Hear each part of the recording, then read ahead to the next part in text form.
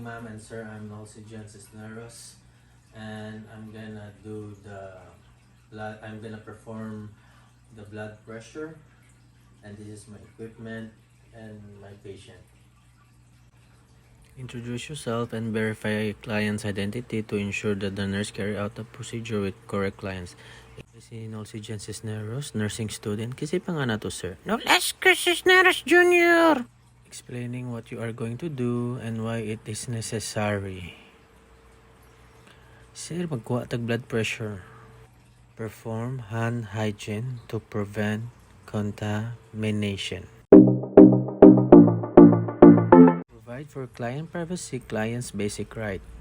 Position the client appropriately. Place in the position unless otherwise specified. Both feet should be flat on the floor because legs crossed at the knee result elevated systolic and diastolic blood pressure. Slightly deflex the elbow with the palm of the hand facing up and the forearm supported and heart level because the blood pressure increases when the arm is below heart level. Make sure the bladder cuff is fully deflated and pump valve moves freely. To ensure accurate and precise reading, locate the brachial artery and the antecubital space with the fingertips. This is to determine the location where the cuff will be placed and the diaphragm. Place the lower border of the cuff approximately 2.5 cm, 1 inch above the antecubital space. Apply the center of the bladder directly over the artery. The bladder inside the cuff must be directly over the artery to compress to ensure accurately reading. Clean the earpiece with the antiseptic wipe and insert the air attachments of the stethoscope tugged slightly forward, ensuring diaphragm hang freely to prevent contamination. Place the bell inside of the amplifier of the stethoscope over the brachial pulse inside because the blood pressure is low frequency sound. With dominant hand, turn valve clockwise to close. Compress pump to inflate cuff until manometer. The dominant hand is associated with handiness and effective connectivity to the motor system.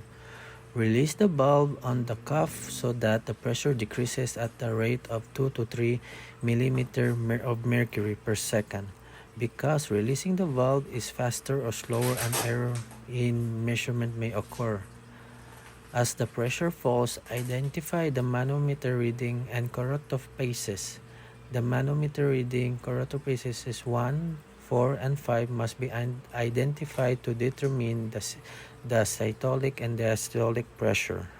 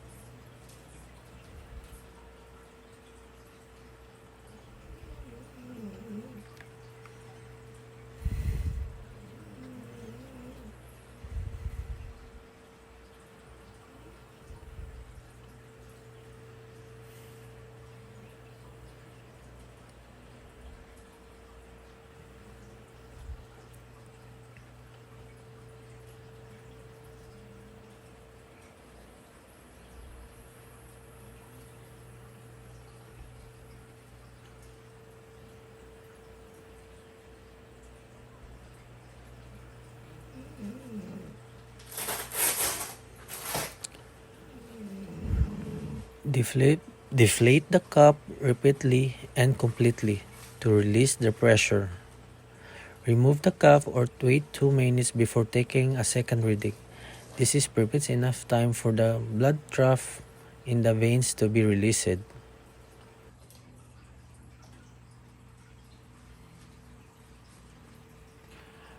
Record reading provides ongoing data collection and comparison. Inform the client of reading. It is the client's right to be informed of the result. Thank you. Cantiknya